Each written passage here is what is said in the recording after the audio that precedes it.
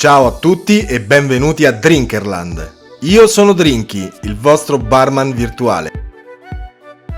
In pratica è nato nel 1700, nella piena esplosione del fenomeno gin, quando i distillatori di frodo londinesi usavano tagliare il gin con lo zucchero per camuffarne l'odore durante la distillazione e sfuggire ai controlli delle autorità, che chiusero centinaia di distillerie di contrabbando. Il Casino è molto diverso dall'Aviation, meno floreale ma più agrumato e asciutto, nonostante l'Old Tom Gin faccia sentire la sua carezza dolce, perché la particolarità del Casino è proprio la presenza del vecchio Old Tom Gin, quello che si usa anche per il Tom e John Collins. Il gusto complesso e agrodolce invita all'abbinamento con piatti vegetariani, di pesce e con la menta. Piatti consigliati: piadina farcita con salmone e bufala, spaghetti alle vongole, panozzo con pollo, pesto e zenzero, paella mista.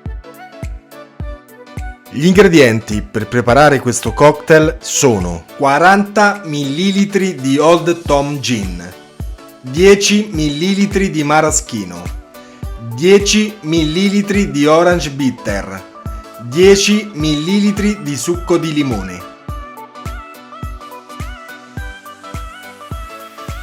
Per preparare questo cocktail dovrete spremere il limone e filtrare il succo, mettere tutti gli ingredienti in uno shaker colmo di ghiaccio, agitare per 12 secondi con leggiadria e versare in una coppetta raffreddata in precedenza con del ghiaccio.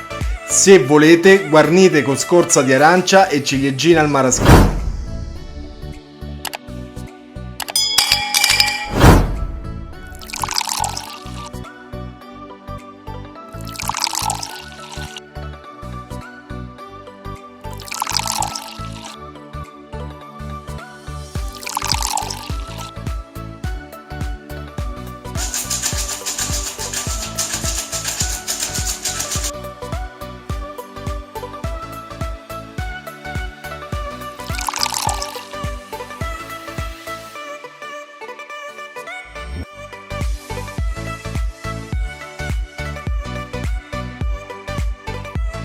Il vostro cocktail è pronto.